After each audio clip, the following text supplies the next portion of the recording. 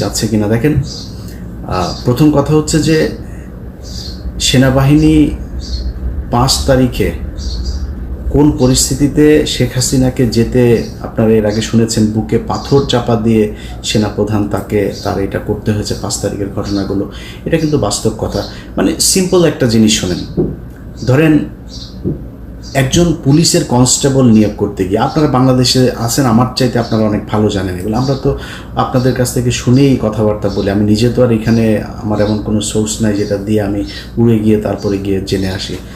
আপনারা জানেন যে একটা পুলিশের কনস্টেবলের চাকরি নিতে গেলে আপনার কি পরিমাণে করতে হয়, মানে সরকারি যেসব গোয়েন্দা সংস্থা এই যে ভেরিফিকেশনের কাজটা যে চলে, আপনার পরিবারের ভেতরে মানে বাবা মা ভাই বোন না, এর বাইরেও 14 গোষ্ঠীর ভেতরে জামাত বিএনপির কোনো লোকজন আছে কিনা সেটা যাচাই বাছাই করে তারপরে আপনাকে চাকরিতে নেওয়া হতো। এটা সত্য কি মিথ্যা আপনি নিজেকে জিজ্ঞেস করেন। যদি তাই হয়, শেখ হাসিনার চোখের সামনে সেনাপ্রধান ওয়াকার, মানে শেখ হাসিনার পছন্দগুলো কি আপনি বলেন? শেখ হাসিনার পছন্দ হচ্ছে ওই নিজাম হাজারি, শেখ হাসিনার পছন্দ হচ্ছে এই শামীম ওসমান, শেখ হাসিনার পছন্দ ওই যে কুমিল্লার বাহার, যত মানে জাউরার যত শ্রেষ্ঠ মানে প্রো ম্যাক্সের একদম সর্বশেষ ভার্সন যেটা আছে, সব শেষ ভার্সন হচ্ছে শেখ হাসিনার পছন্দ। এর আশপাশে কোনোদিন ভালো মানুষের কোথাও এই জায়গা দেয় না। তো এর মতো একটা জাউরা এই যে ওয়াকারের মতো একজনকে এখানে বসাবে, আপনার মনে হয় সেনা প্রধান এ যে কোনো সময় চাইলেই সরকার পতন ঘটাইতে পারে, আমাদের সাবকন্টিনেন্টের প্রেক্ষাপটে যদি চিন্তা করা যায়। তাকে যাচাই বাছাই না করে শেখ হাসিনা ভুল করেছে সেনা প্রধানকে বসিয়ে, এটা মনে করার কোনো কারণ নাই। মানে গোয়েন্দা সংস্থা না, খালি শেখ হাসিনা যদি ভুল করেও ভারত তো ভুল করবে না। শেখ হাসিনার এই ধরনের পদগুলো, এই পদায়ন কারা করতো? ভারত থেকে করতো। এমপি মন্ত্রী কে কোথায় বসবে গুরুত্বপূর্ণ জায়গায়, পুলিশের বিভিন্ন শাখায়, সব ভারতের দেয়া। তো ভারত তার ব্যাপারে জানে না, না জেনেই তাকে এখানে বসিয়েছে। ওয়াকার মনে প্রাণে একজন আওয়ামী প্রেমী, যেটা সে আগে বলেছে, বুকে পাথর চাপা দিয়ে তারপরে তিনি 5 তারিখের এগুলো করেছেন, ওইটাই হচ্ছে বাস্তবতা। তো এই ব্যক্তির যদি আপনি কোনো চিন্তা ভাবনা ধারণা সব বাদ দিয়ে আপনি নিজে থেকে মানে একদম সায়েন্সের মতো যদি তাকে করতে চান, ল্যাবরেটরিতে যদি টেস্ট করতে চান, তো ল্যাবরেটরি টেস্টে আপনাকে প্রথম করতে হবে, এই যে হাসিনা 9 মাস ধরে অনেক বক্তব্য দেখেছেন, কিন্তু এর মানে মুখ কিন্তু যথেষ্ট মানে কি বলবো, যে ও কথা না বললে পারেন, ও কথাই কিন্তু এই যে এই পতন টতন যা কিছু হলো সব কিন্তু এর কথায়। এর মুখ থেকে গেল 9 মাসে আপনি আজ পর্যন্ত শুনেছেন ওয়াকার সম্পর্কে কোনো খারাপ কথা, ওয়াকারের বিরুদ্ধে কোনো অভিযোগ? গত 3 বছর ধরে ইউনূসকে নিয়ে শেখ হাসিনার এত কথা কেন, এত শত্রুতা কেন?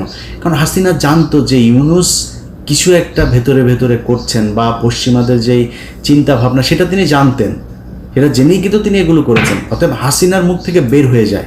আমি অনেক আগে একটা ভিডিওতে বলেছিলাম যে হাসিনার সামনে কি করবে, কি ঘটছে ভেতরে, এটা হাসিনার মুখ দিয়ে বের হয়ে যায়। হাসিনা এটা চুপ করে মুখে রাখতে পারে না। তো এতদিন ধরে ওয়াকারের বিরুদ্ধে হাসিনার কোনো অভিযোগ নাই, এর কারণ কি?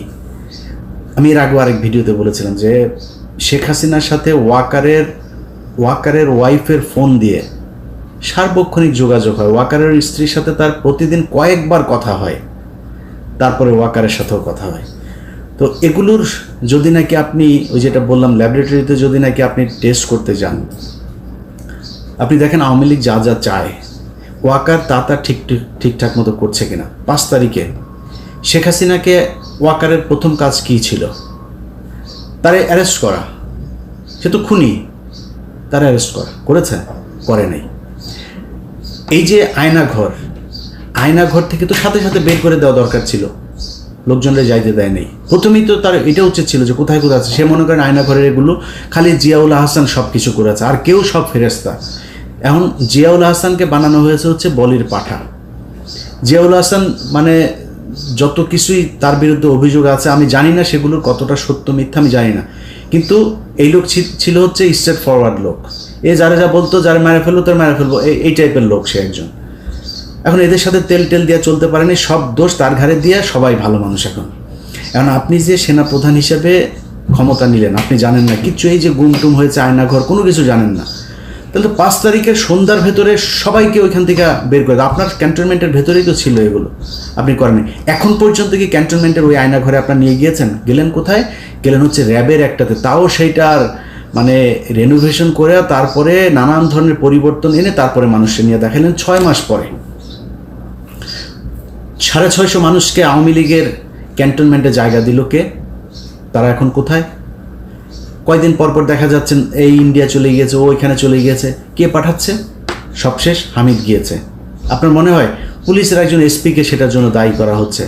এমনকি এসবির যে প্রধান, তার দায় আছে, অবশ্যই তার দায় আছে। সে এসবির প্রধান, নো ডাউট যে সে কখনোই আওয়ামীপন্থী লোক না, সে আওয়ামী লীগের দ্বারা নির্যাতিত লোক, কোনো সমস্যা নেই, কিন্তু তিনি এই দায় এড়াইতে পারবেন না। বাট যদি সব কিছুর উপরেই করা হয়, এখানে 100% আর্মি জড়িত। আর্মিকে বাইপাস করে, আর যদি আরেকজন করতে চায় সেটাও ডক্টর ইউনূস, কিন্তু আর্মিকে বাইপাস করে না, তাদের সমর্থন নিয়েই তারপরে করতে হবে। সো এই ঘটনার সাথে আর্মি জড়িত। এখন পর্যন্ত ধারাবাহিকভাবে মমতাজকে ধানমন্ডি থেকে গ্রেপ্তার করা হয়। আচ্ছা আপনি বলেন এই দেশটা টিকবে কেমনে? আমারে বলেন। ধানমন্ডির মতো জায়গায় মমতাজ এতদিন ধরে পালায়া ছিল, তো এই দেশের পুলিশ করে কি? ডিজিএফআই করে কি? এনএসআই করে কি? গোয়েন্দা সংস্থা কি করে? আপনি এই দেশ কেমনে টিকাবেন? এই যদি হয় গোয়েন্দাদের অবস্থা, তাহলে আপনি এই মানে ভবিষ্যতে যে আরও বড় ধরনের কোনো ঘটনা ঘটবে না, সেটা আপনি সামলাবেন কেমনে? পারবেন না সামলাইতে। তারপরে কি করলো?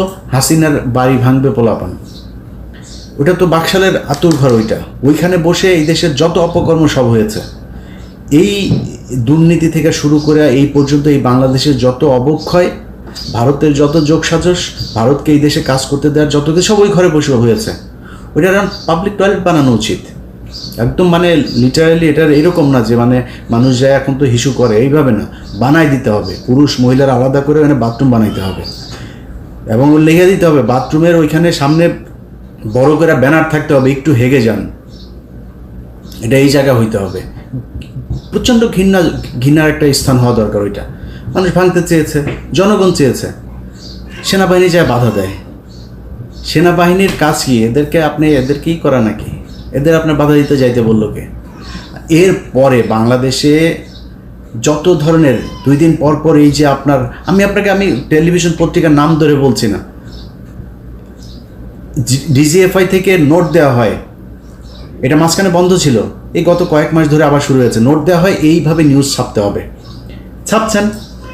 কীভাবে আপনার এই যে ধর্ষণ চারিদিকে চলছে, এই ধর্ষণগুলোকে আপনার মানে দেখে মনে হয় কি বাংলাদেশের জীবনে কোনোদিন ধর্ষণ হয় না, এমনভাবে এটাকে প্লেস করা হচ্ছে যে বাংলাদেশে ধর্ষণে ছেয়ে গিয়েছে। এই দেশে ধর্ষণের জন্য মানে যে কোনো সময় সরকার পতনের আন্দোলন হইতে হবে, এমন একটা পরিস্থিতি তৈরি করা হচ্ছে।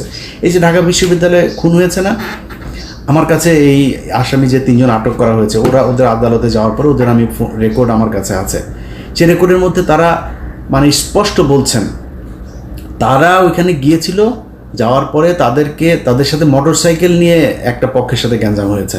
সেই আসল গ্যাঞ্জাম হচ্ছিল আরেক জায়গায়, তাদের সাথে গ্যাঞ্জাম হওয়ার এই মাঝখানে তাদেরকে ধরে ওই ঢাকা বিশ্ববিদ্যালয়ের কিছু স্টুডেন্ট তাদের সাথে বাকবিতণ্ডার এক পর্যায়ে আপনার মারধর করে। তাদেরকে পুলিশ আসার পর তারা বললো যে তোমরা হসপিটালে যাও।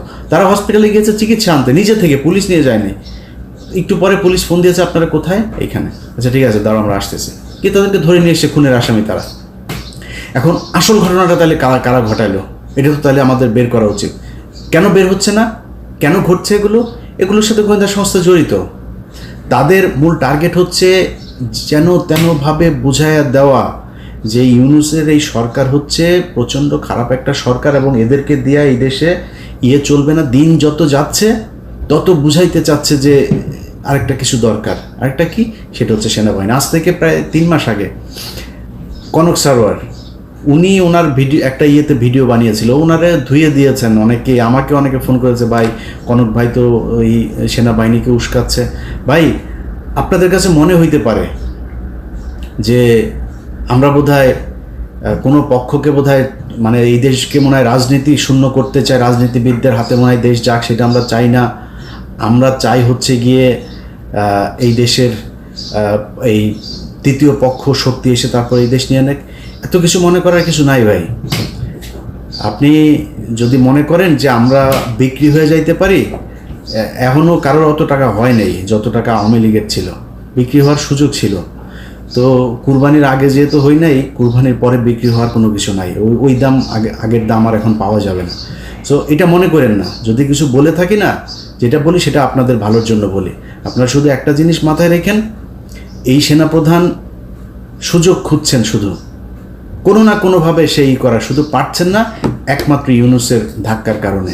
ইউনূসের সাথে ওনারা সামলায় উঠতে পারছেন না। বাট আপনাদেরকে এই বুদ্ধি কে দেয় আমি জানি না। আমি ভাই খুব ছোট মানুষ, খুব অল্প বুঝি। আমার বুঝে যেটা মনে হয়, অনেককে অনেকভাবে বোঝানো হয়েছে যে চুপ্পুকে সরাইলে নাকি দেশ নাকি কিভাবে নাকি কি হয়ে যাবে। আরে ভাই, আপনি হাসিনারে সরিয়ে দিয়েছেন প্রধানমন্ত্রী, তো আপনি মানেন আর না মানেন, সে তো ওই দেশের প্রধানমন্ত্রী হয়েই ছিল। এখন প্রধানমন্ত্রী যদি নাকি অবৈধ হয়, তার ওইটা যদি আপনি না মানেন, তো রাষ্ট্রপতি কোত্থেকে আসলো? ওই সংসদ থেকেই হয় নাই রাষ্ট্রপতিটা? ওই সংসদ আপনি মানেন না। আপনি এই যে ইশরাককে আপনি বানাইতে দিচ্ছেন না। অনেকেই ফতোয়া দিচ্ছেন যে ইশরাককে বানানো যাবে না। কেন? কারণ হচ্ছে ইশরাক ওইটা যদি দেয় তাহলে তো ইশরাককে আবার আমাদের ওই নির্বাচনটা মেনে নেওয়া হবে। আর ভাই, ইশরাককে নির্বাচন আপনার ওইটা দিতে বলছে কে? ইশরাককে তো মানুষ নামই দিয়েছে জনতার মেয়র। ও এমনিতে যায় বসবে, ওরা আপনার ওই নির্বাচনের হিসাবে দেওয়ার দরকার। অনেক জায়গায় বসাচ্ছেন না লোকজন, আপনি রিটায়ার্ড পুলিশের লোককে আইনে পুলিশের আইজিপি বানাচ্ছেন, কমিশনার বানাচ্ছেন। আর ইশরাকের মতো একজন মানুষকে, আপনি এত জনপ্রিয় একজন মানুষকে আপনি দিচ্ছেন না, আপনার সিটি কর্পোরেশনের মেয়র হইতে দিচ্ছেন না। তো এইসব মানে বানায় নিজেদের ভেতরেই করে। বিএনপি জামাতের ভিতরে বিশাল ফাটল। ভাই, আপনি কি মনে করেন যে এই দেশে যদি নাকি ইন্ডিয়া আবার এই দেশের দখল নেয়, কন্ট্রোল নেয়, আপনার মনে হয় বিএনপি বা জামাত কাউকে মানে ছেড়ে দিবে? এটা বিএনপির, ওরা কিছু বলিস না আমাদের লোক, এটা বলবে যে জামাত আমাদের খুব করেছে, আমাদের মাফ করে দিয়েছে, জামাতের ওদের কিছু বলিস না। মনে হয় আপনাদের ভিতরে সুকৌশলে এবং সোশ্যাল মিডিয়াতে, আমি গতকালকে আমার ফেসবুকে একটা পোস্ট করেছে, এই যে নিজুম মজুমদার, যে হারপিক মজুমদার আছে, এই হারপিক মিলে ওদের তো ধরেন সারাদিন কোনো কাজ নেই, এখন ওদের খালি অপেক্ষায় থাকে যে এটা আমরাও ছিলাম এক সময়, যে কখন হাসিনার পতন হবে। ওদের কাজ হচ্ছে ওইটা।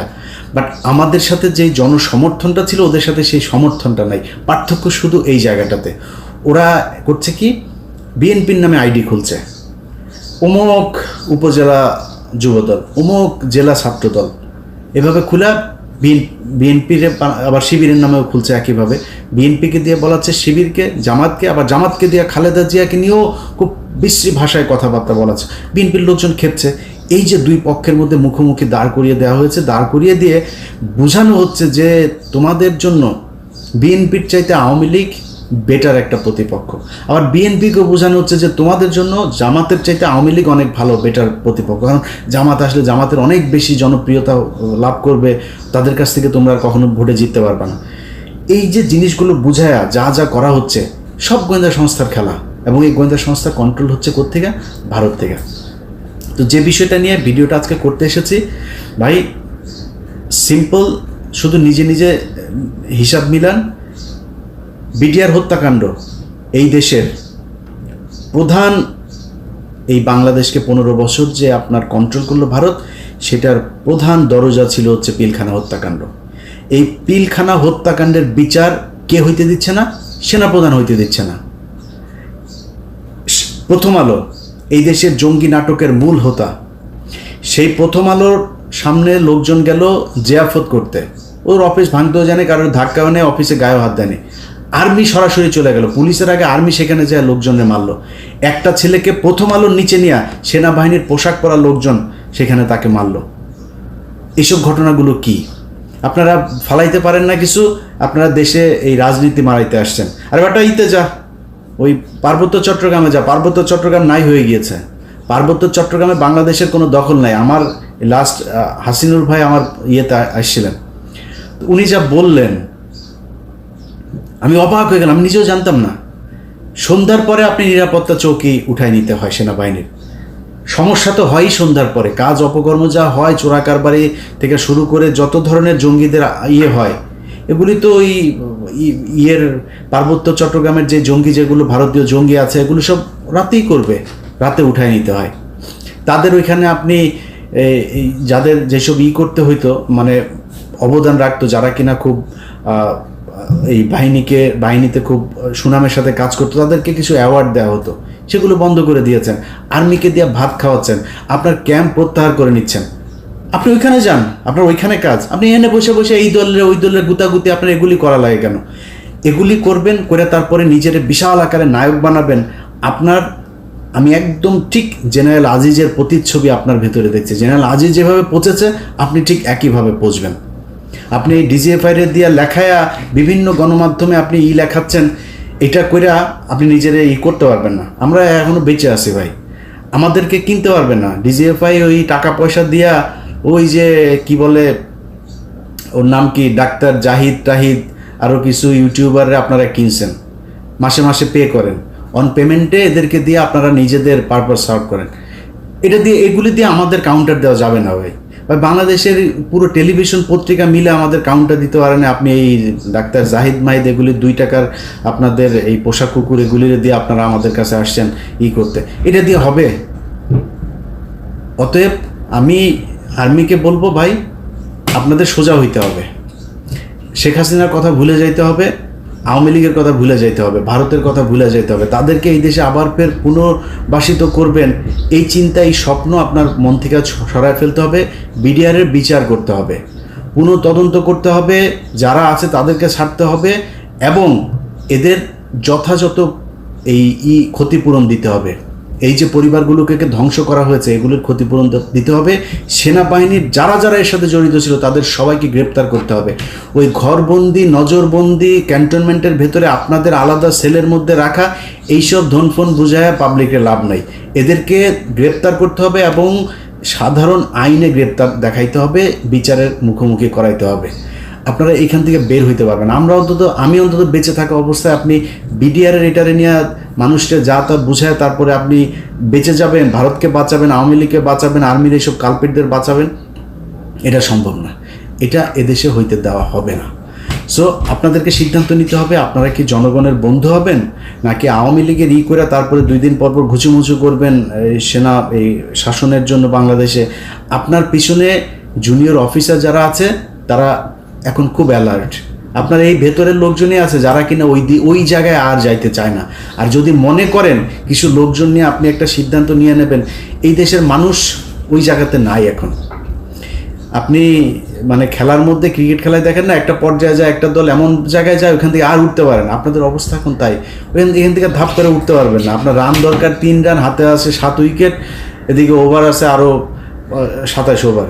এখান থেকে আপনি ম্যাচ জিতে আনতে পারবেন আবার ফের ঘুরে, ওটা সম্ভব না। অতএব আপনাদের সিদ্ধান্ত নিতে হবে এটা।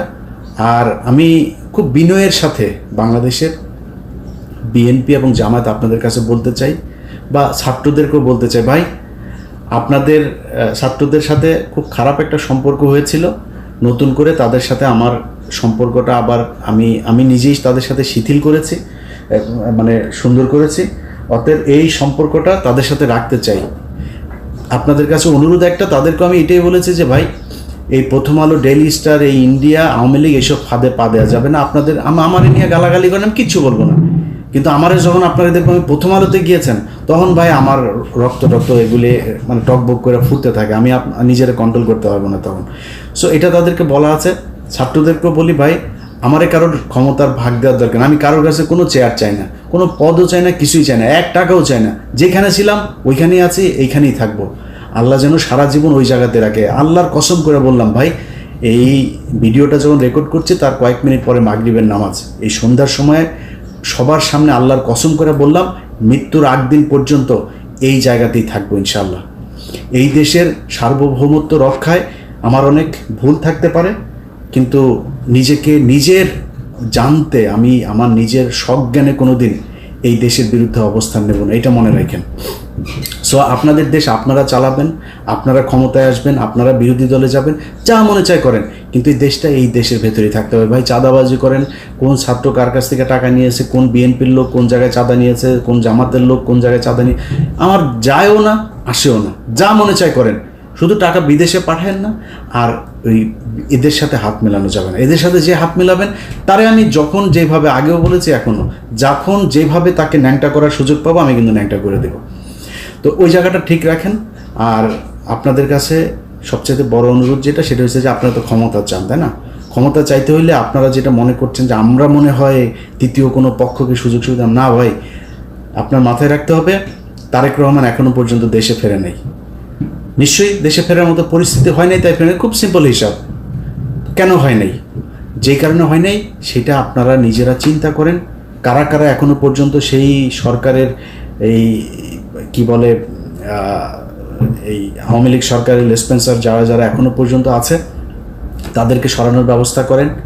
প্রথম আলো, ডেইলি স্টার সহ এই যে সন্তোষ শর্মা টর্মা এই যারা যেগুলো আছে এগুলোর ব্যাপারে চোখ কান খোলা রাখেন। ভাই এখনো পর্যন্ত নিজেদের মধ্যে এই দ্বন্দ্ব করার সময় এখনো আসে নাই। এখানে যদি ভারতকে যদি আবার আপনি সুযোগ দেন, ভারত হাসিনা আসতে পারবে না হয়তো, কিন্তু ভারত ওই আওয়ামী লীগের মতোই আরেকটা শক্তিকে এখানে দাঁড় করাবে। তো সেটা যদি হয় আপনার মাথায় রাখতে হবে, আপনাদের বিএনপি করেন যারা, আপনাদেরকে ভাই পরীক্ষা নেওয়ার কিছু নাই। আপনারা এই গেল 15 বছরে যারা কিনা এখন নতুন করে আবার বিএনপিতে যোগ দিচ্ছেন তারা না, এই গত 15 বছর যারা বিএনপি করেছেন, সে ভালো খারাপ যা মনে চায় সে অন্তত এইটা প্রমাণ করেছেন যে আপনি ভাই দেশপ্রেমিক, এবং ভারতের ব্যাপারে আপনি কোনো ছাড় দেন নাই। কিছু তো আছেই, বিএনপি জামাত এর মধ্যে কিছু আছে যারা কিনা ভেতরে ভেতরে তাদের সাথে যুক্ত ছিল, আমি তাদের কথা বলছিলাম, কিন্তু বাংলাদেশের সংখ্যাগরিষ্ঠ বিএনপি জামাত পরীক্ষা দিয়ে এসছেন আপনারা। আপনাদের এই দেশের অনেক অবদান, আপনাদেরকে তুচ্ছ তাচ্ছিল্য করে আপনাদের বিরুদ্ধে কথা বলার ওই শক্তি সাহস কোনোটাই আমার নাই। আপনাদের কাছে খালি অনুরোধ ভাই, আল্লাহর ওয়াস্তে আওয়ামী লীগ এবং ভারত এই দুইটার ব্যাপারে আপনাদের সজাগ থাকতে হবে। আমার ব্যাপারে, আমাদের ব্যাপারে আপনাদের কোনো টেনশন করার দরকার নেই যে আমরা মনে হয় উস্কাচ্ছি কাউকে বা কোনো কিছু, এরকম কোনো কিছু না। এখানে সেনাপ্রধান চাচ্ছে সে একটা সেনা শাসনের দিকে নিয়ে যাইতে, তার একটা বলয় তৈরি করতে, বিভিন্ন জায়গায় তার প্রভাব বিস্তার করতে। এটার ব্যাপারে আপনাদেরকে সজাগ থাকতে হবে। সেনাবাহিনীর কোনো ফাঁদে কেউ পা দেবেন না। সেনাবাহিনী যদি নাকি কোনো নোট দেয়, কোনো কিছু দেয়, আমি নিজেও এখন এই ব্যাপারে খুবই অ্যালার্ট। কোনো কিছু কেউ দিলেই আমি সেটা সেনাবাহিনীর পক্ষে বিপক্ষে কারোর এটা বলার ব্যাপারে আমি খুব চেক করে তারপরে করি। আপনারা সেটার ব্যাপারে সজাগ থাকবেন। আরেকটা জিনিস, যারা কিনা এখন উদীয়মান নেতা আছেন, আমাদের দেশের বুড়াগুলোর কাম শেষ, এগুলোর সবগুলোর ভিডিও টিডিও ওই ওদের হাতে আছে, এরা নড়চড় করতে পারবে না। উদীয়মান নেতা যারা আছেন ভাই, সরাসরি বলি, কেউ কিছু মনে করেন না, গার্লফ্রেন্ড আছে, মেয়ে মানুষের সাথে হোটেল টোটেলে যান, যেখানে যান যাই করেন, আমি ধর্ম ব্যবসা করতে আসি নাই ভাই, এটা করেন না। প্রথম কথা হয়েছে এটা করেন না। যদি করেন খুব সাবধানে, কার সাথে কথা বলেন সেগুলি খুব সাবধানে, কার কাছ থেকে টাকা নিচ্ছেন খুব সাবধানে, খুব হিসাব করে এগুলো করেন। কারণ আপনার এইটা দিয়ে আপনাকে বাধ্য করা হবে একটা কাজ করতে। আপনার যখন একটা ভিডিও থাকবে, আপনার যখন একটা অডিও থাকবে, আপনার টাকা লেনদেনের কোনো একটা ডকুমেন্টস থাকবে, তখন আপনাকে দিয়ে যে কোনো কাজ করাইতে তাদের সুবিধা হবে যে তোমার এটা ছায়া দেবো, তাতে এটা করো। সো ওই সুযোগটা আপনারা দিয়েন। আমাদের উপরের যারা আছে সিনিয়র নেতা শেষ, সবার জীবন শেষ। এগুলো ইন্ডিয়ার কাছে ধরা, প্রথম আলোর কাছে ধরা। প্রথম আলোর যে এই যে মেরিল প্রথম আলো আছে না, এই যে নর্তকীদের এনে যে দেওয়া হয়, এই নর্তকীদের দিয়ে তারপরে টানা হয়, বড়শি দিয়ে তারপরে মাছ টানা হয়, টেনে এনে তারপরে বড়শির মধ্যে করে এগুলো দিয়ে সারা জীবন শিকার করা হয় চারিদিকে। সো এই নায়ক নায়িকা, গায়ক গায়িকা, সুন্দরী মডেল, তারপরে হঠাৎ করে বাসের মধ্যে পরিচয়, সিএনজিতে পরিচয়, ফোন করে ভাইয়া আপনার কাছে দেখেছিলাম, এসব থেকে খুব সাবধানে। এই থেকে যদি সাবধানে না থাকতে পারেন, আপনি জীবনে কোনো দিন এই দেশে রাজনীতি করে আপনার নিজের যে ইচ্ছা, আমার বিশ্বাস অনেক মানুষ আছে, ইভেন আসিফ নজরুলের কথা বলে, আসিফ নজরুল নিজেও দাঁড়াইতে পারে না শুধুমাত্র এই একটা কারণে, সেটা হচ্ছে মেয়ে মানুষের ভিডিও টিডিও এগুলো তার আছে। আমার বিশ্বাস যে আসিফ নজরুল এমন একটা মানুষ, সে কিন্তু সম্মান চায়, সম্মানিত হইতে সুন্দর করে কথা বলেন, তিনি পারেন না, ওই একটাই কারণ। অতএব উদীয়মান যারা আছেন তারা খুব সাবধানে। সামনের সময়গুলো ভাই খুব ক্রিটিক্যাল। আমরা চাই ইউনূস একটা সুন্দর পরিস্থিতির ভেতর দিয়ে নির্বাচন দিবে, এবং সেই নির্বাচনটা যত দ্রুত সম্ভব তত দ্রুত দিবেন, যাতে এই দেশে নির্বাচিত একটা সরকার আসতে পারেন এবং সেই সরকারের অধীনে আমাদের দেশ চলবে। তার আগ পর্যন্ত সবাইকে খুব খুবই হিসাব করে চলতে হবে। বিএনপি জামাত আপনাদের ভেতরে যে দ্বন্দ্ব ভাই, অনেক নতুন নতুন বিএনপির সাপোর্টার হয়েছে যারা কিনা এখন নিজেকে বিরাট বিএনপি দাবি করার জন্য সারাদিন জামাতের বিরুদ্ধে বলে। জামাতের কিছু পক্ষের লোকজন এসে যারা সারাদিন, আমি ভাই জামাতের নেতা তারেক রহমান, শফিকুর রহমান সবাই নিয়ে যা মনে চায় বলবো, আমার যদি কোনো কিছু বলতে ইচ্ছা করে আমি বলবো, কিন্তু এইটা মনে রাখেন আমি আওয়ামী বিরোধী ভাই, আমি ইন্ডিয়া বিরোধী, এইটা মাথায় রাখেন। যদি আপনাদের বিরুদ্ধে কিছু বলি শুধু ওই জায়গায় আমাকে আঘাত করলে, প্রথম আলো, ডেইলি স্টার, সন্তোষ, ইন্ডিয়া এগুলোর ব্যাপারে যদি আঘাত করেন আমি আপনার বিরুদ্ধে বলবো, এর বাইরে আমি বলবো না। কিন্তু নতুন নতুন গজিয়ে ওঠা কিছু বিএনপি জামায়াতের সাপোর্টার হয়েছে, তাদের দেখানো রাস্তায় নিজেদের মধ্যে গুতাগুতি বন্ধ করেন, গুতাগুতি করেন। এই দেশে বিএনপি ক্ষমতায় আসবে, জামাত বিরোধী দল হবে, এনসিপি বিরোধী দল হবে, এনসিপি ক্ষমতায় আসবে, জামাত বিএনপি বিরোধী দল হবে, কোনো সমস্যা নেই, দেশ চালান আপনারা এইভাবে। আপনারা